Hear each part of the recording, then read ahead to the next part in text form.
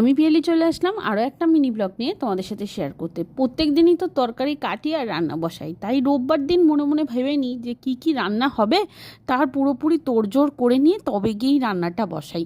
এই তোড়জোড়ের মধ্যে ধরো মাংস ধোয়া, মাছ ধোয়া, মাছের ডিম ধোয়া, সমস্ত কিছুই থাকে। এক ঝলকে দেখে নেওয়া যাক আজকের মেনুগুলো কি। মাছের ঝাল, ডিমের ভাজা, এটা হচ্ছে মানকচু দিয়ে মাছের মাথার তরকারি, আর এখন রান্না হচ্ছে চিকেন কষা। ভাবা যায় এক রোববারে কিনা এতগুলো পদ। হ্যাঁ, অ্যাকচুয়ালি দুবারের মতো রান্না করে রাখছি তো।